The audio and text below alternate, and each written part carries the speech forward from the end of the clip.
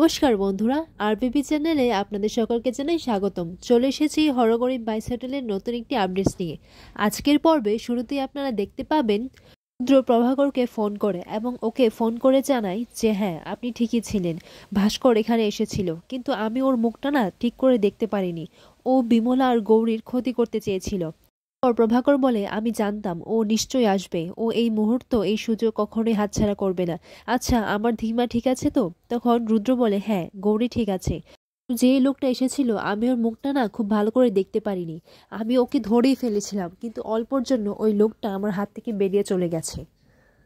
পরের মুহূর্তে দেখা যায় গৌরী স্নান সেরে ঘরে চলে আসে এবং রুদ্র তার দিকেই তাকিয়ে থাকে। গৌরী যখন তার চুল শুকোচ্ছিল তখন গৌরী চুল শুকোতে শুকোতেই গৌরীর ভেজা চুলের জল রুদ্রের উপর গিয়ে পড়ে। রুদ্র সেই মুহূর্তে থমকে যায়। এরপর গৌরী পেছন ফিরে দেখে যে গৌরীর সেই চুলের জল রুদ্রের উপর ছিটকে পড়ে। গৌরী বলে, সরি স্যার, আমি আসলে দেখতে পারিনি, আমি বুঝিনি যে আপনার উপর গিয়ে পড়বে, ভুল হয়ে গেছে স্যার। তখন রুদ্র বলে, কিছু হবে না, এই ভুল যেন আপনার বারবার হয়। পর গৌরী বলে, মানে? তখন রুদ্র বলে, মানেটা আপনি বুঝবেন না, সময় হলে আপনি ঠিক বুঝতে পারবেন। এরপর গৌরী বলে, স্যার এই কয়েকদিন ধরে আপনি কি যে যাতা বলছেন, ভুলভাল বকে যাচ্ছেন, কি হয়েছে আপনার? তখন রুদ্র বলে, আমার কিছু হয়নি, তুমি শুধু সময় হলেই বুঝবে। এরপর রুদ্র কথাটা ঘুরিয়ে বলে, আচ্ছা এটা তুমি কি করলে গৌরী, বলো তো? দেখো তো, আমার চশমাটা তো পুরো ভিজিয়ে দিলে, আমি তো এখন ঝাপসা দেখছি, দেখো আমার চশমাটা ঝাপসা হয়ে গেছে। পর রুদ্র বলে, এখন তো এই চশমাটাকে মুছতে হবে। তখন গৌরী বলে, সরি স্যার, দিন, আমাকে দিন, আমি এটা পরিষ্কার করে দিচ্ছি। তখন গৌরী তার নিচের ওড়না দিয়ে রুদ্রর চশমাটা মুছে দেয়। পর রুদ্র বলে, হ্যাঁ চশমাটা তো এবার পরিষ্কার করা হয়ে গেছে, কিন্তু এই যে আমার মুখটা, আমার মুখও তো ভিজে গেছে, এটাকে মুছবে শুনি, এটাও মুছে দাও। তারপর গৌরী তার ওড়না দিয়ে রুদ্রের মুখটা মুছে দেয়। তখনই রুদ্র গৌরীর দিকে মুগ্ধ হয়ে তাকিয়ে থাকে। রুদ্র গৌরীর দিকে তাকিয়ে হাসতে লাগে। পরের মুহূর্তে দেখা যায় গৌরীর মঙ্গলসূত্রটা রুদ্রের জামার উপর সুতোয় প্যাঁচ খেয়ে যায় এবং সেটা কিছুতেই খুলছিল না। তখন গৌরী বলে, স্যার এটা তো আটকে গেছে, আমি তো এটা কিছুতেই খুলতে পারছি না। তখন রুদ্র বলে, আপনি একটু আস্তে খুলুন না, তাহলে দেখবেন এটা খুলে যাবে, একটু সময় লাগিয়ে খুলুন। গৌরী রুদ্রকে বলে, স্যার আমি তো চেষ্টা করে দেখলাম, এই সুতোটা তো আর খুলছেই না, একটা প্যাচ খেয়ে রয়েছে, স্যার আপনি একটু দেখুন না। তখন রুদ্র বলে, হ্যাঁ দেখছি তো, মন ভরে দেখছি। এরপর গৌরী বলে, স্যার আপনি এটাকে একটু খুলে দেখবেন। তখন রুদ্র বলে, আচ্ছা দাঁড়ান, আমি খুলে দিচ্ছি। এরপর রুদ্র সেই সুতোর প্যাচটা খুলতে গিয়ে গৌরীর হাতটা ধরে নেয়, আর এভাবেই রুদ্র আর গৌরী একে অপরের দিকে আবারও তাকিয়ে থাকে। এরপর রুদ্র সেই মঙ্গলসূত্রটা আর তার সুতোর প্যাচটা ছাড়িয়ে দেয়। রুদ্র আবারও মনে মনে এটাই ভাবতে লাগে, এই সুন্দর মুহূর্তটা যে এত তাড়াতাড়ি কি করে কেটে যায় আমি সেটাই বুঝে উঠতে পারি না। এরপর দেখা যায় রুদ্র যখন আলমারি থেকে তার কাপড় বের করতে যাবে, এমন সময় রুদ্র ঐশানী ঘোষের সেই ইউনিফর্ম আর শঙ্কর ঘোষের সেই গামছাটা দেখতে পায়, মানে ধীর মা বাবার। এরপর এইসব জিনিস দেখে রুদ্র বলে, নিশ্চয়ই এই জিনিসগুলো ধী এখানে এনে রেখেছে, নারীর টান আর কোথায় যাবে, রক্তের একটা টান আছে না। এরপর রুদ্র গৌরীকে জিজ্ঞাসা করে, আচ্ছা গৌরী, আপনি এগুলো এখানে কেন এনে রেখেছেন? তখন গৌরী বলে, স্যার এটা তো একটা পুলিশ ইউনিফর্ম, আর ওটা এইভাবে গোদাম করে পড়েছিল, আমি আলমারিতে রেখে দিয়েছি স্যার। তখন রুদ্র বলে, হ্যাঁ সে তো বুঝলাম, এটা ইউনিফর্ম, তো এই গামছাটা আপনি এখানে এনেছেন কেন? এটা তো আপনি বাইরে ফেলে দিতে পারতেন, এটা তো একটা নোংরা গামছা, তাই না? শুধু শুধু একটা জায়গা করে রাখবে। তখন রুদ্র বলে, আচ্ছা এগুলো আমাকে দিন, আমি এইসব ফেলে দিচ্ছি। এরপর রুদ্র এই সমস্ত কিছু ফেলে দেবার নাটক করে। তখন গৌরী বলে, স্যার এটাকে ফেলবেন না। তখন রুদ্র বলে, কেন? এগুলো যাদের, তুমি কি তাদেরকে চেনো? তখন গৌরী বলে, না স্যার আমি চিনি না, কিন্তু এইগুলো যাদের আমি তাদের গন্ধ পাই, এই গাছটা থেকে না অদ্ভুত একটা ভাজা মশলার গন্ধ পাই। তখন রুদ্র বলে, তুমি কি তাদেরকে চেনো? তখন গৌরী বলে, না স্যার চিনি না, কিন্তু এগুলো না আমার খুব নিজের মনে হয়, আপন মনে হয়। এরপর রুদ্র বলে, তুমি মনে করার চেষ্টা করো। ওর গৌরী বলে, স্যার আমি মনে করতে পারছি না, কিন্তু এগুলো আপনি ফেলবেন না, এগুলো আমি রেখে দিই না। এরপর রুদ্র বলে, আচ্ছা ঠিক আছে, তুমি এগুলো রেখে দাও, কিন্তু হ্যাঁ এটা মনে রাখবে যে এইগুলো তোমার কেন পরিচিত মনে হচ্ছে, এইগুলো কার সেটা তুমি এটা মনে করার চেষ্টা করবে।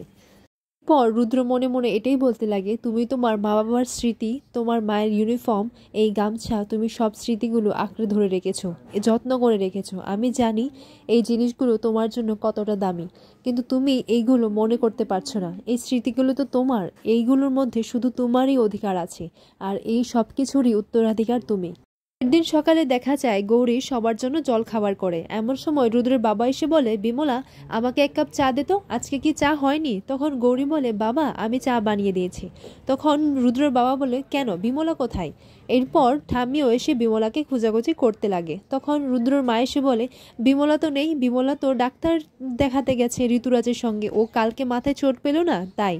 শুনে ঠাম্মি বলে, তাহলে আমার সকালের জলখাবার আর এই সব রান্নাবান্না কে করবে? আমার তো আজ একাদশী, তাহলে এই নিরামিষ রান্না কে করবে? আর আমি তো যার তার হাতের রান্না খাই না।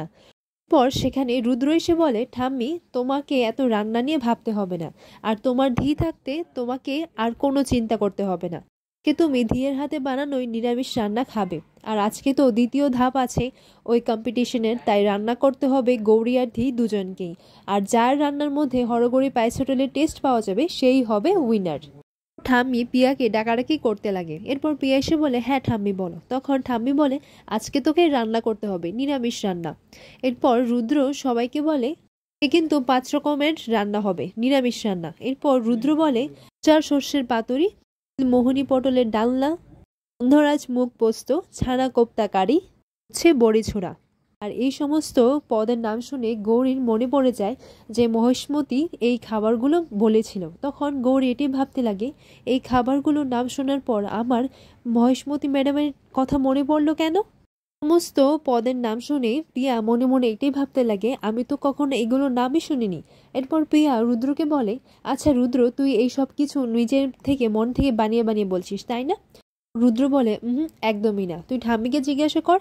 এরপর রুদ্র ঠাম্মিকে বলে, কি ঠাম্মি, এইসব খাবার দাবার আছে তো? তখন ঠাম্মি বলে, হ্যাঁ, কিন্তু তুই এই সমস্ত নাম কোত্থেকে জানলি? তখন রুদ্র বলে, আমি কোত্থেকে জানলাম সেটা বড় কথা নয়, রান্নাগুলো ওরা করতে পারবি না সেটা হচ্ছে বড় কথা। আর এদের মধ্যে থেকে হরগৌরী পায়েস হোটেলের সেই অভিজাত খাবারের টেস্ট আসবে কিনা। খাবারের টেস্ট পাওয়া যাবে হরগৌরী পায়েস হোটেলের মতো টেস্ট। তুই তো ঘোষবাড়ির মেয়ে তাই না, তুই তো এই সব কিছু পারবি, আর আমি জানি তুই এটা করতে পারবি। এরপর রুদ্র মনে মনে বলে, তুই পারবি কি না পারবি না সেটা আমি জানি না, কিন্তু একজন ঠিক পারবে। রুদ্র গৌরীকে বলে, গৌরী তৈরি হয়ে নাও। পর পিয়াকে বলে, ধি তুই তৈরি হয়ে নে। এরপর পিয়া বলে, আমি তো তৈরি, তুই বাজারটা করে আন, আমি এক্ষুনি রান্না করে দিচ্ছি। রুদ্র বলে, না রে, বাজারটা তোকেই করতে হবে, কারণ তুই যদি আবার বলিস যে আমি গৌরীকে ভালো সবজি আর তোকে পচা সবজি এনে দিয়েছি, সেটা আমি পারছি না রে, তাই তোদের বাজার তোদেরকেই করতে হবে। ওর পিয়া বলে, আমাকে বাজারে যেতে হবে? আর পিয়া এদিকে মনে মনে খুবই টেনশন করতে লাগে যে ও তো এই সব কিছুই পারে না, আর না ঠাম্মিকে জিজ্ঞেস করতে পারবে, ঠাম্মিকে জিজ্ঞাসা করলে সন্দেহটা ওর দিকে যাবে, তাই এখানে তার কেউ নেই। তাই পিয়া ভাবছে যে ভাস্কর কাকার থেকে যদি কিছু সে জানতে পারে। এর পরের মুহূর্তে দেখা যায় যে ঠাম্মি রুদ্রকে বলে, আচ্ছা তুই এইসব খাবার তো কখনো খাসনি, তাহলে এই সব খাবারগুলোর নাম কি করে জানলি? আর তুই তো পায়েস হোটেলেও কোনোদিন যাসনি। তখন ঠাম্মি বলে, দেখিস, আমার দিদিভাইয়ের হাত থেকে কিন্তু ওই পায়েস হোটেলের রান্নার মতো টেস্ট কিন্তু আসবে। রুদ্র মা বলে, আমি আর মা তো পুজো দিতে যাচ্ছি, আর তোর বাবাও চলে যাচ্ছে কাজে, বরং ওদের দুজনকে নিয়ে বাজারে চলে যা, আর ফেরার সময় আমাদেরকেও নিয়ে আসিস। এরপর রুদ্র দুজনকে নিয়ে বাজারে চলে যায়।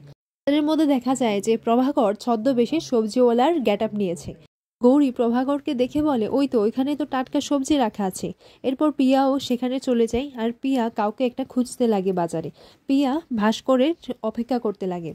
এরপর পিয়া রুদ্রকে বলে, আচ্ছা এদিকটাই খালি দেখবো, আমরা বাজারে একটু ঘুরে দেখি না কেন? এরপর রুদ্র পিয়া আর গৌরীকে 1000 টাকা করে দিয়ে দেয়। পিয়া বলে, 1000 টাকা দিয়ে হয়? তখন রুদ্র বলে, কেন, মহেশমতি তো বলেছে তুই নাকি ছোটবেলা থেকে হিসেবে ছিলিস, তাহলে 1000 দিয়েই তো হবে। এরপর পিয়া বলে, এই বুড়িটা না সবাইকে সবটা বলে, কিন্তু আমাকে তো কিছুই বলে না। পর রুদ্র গৌরীকে জিজ্ঞাসা করে, আচ্ছা গৌরী, তুমিও কি বাজারটা ঘুরে দেখবে? পর রুদ্র বলে, না স্যার, এখানেই তো সব সবজি দেখতে পাচ্ছি, এখান থেকে আমি সবগুলো নিয়ে নেব। পর প্রভাকর মনে মনে বলে, পিয়া তুমি যদি চলো ডালে ডালে, তাহলে রুদ্র কিন্তু চলে পাতায় পাতায়। প্রভাকর মনে মনে এটাও বলে, মা তাহলে ধীর সাথে ঠিক ছেলেরই বিয়ে ঠিক করেছে, একদম যোগ্য পাত্র।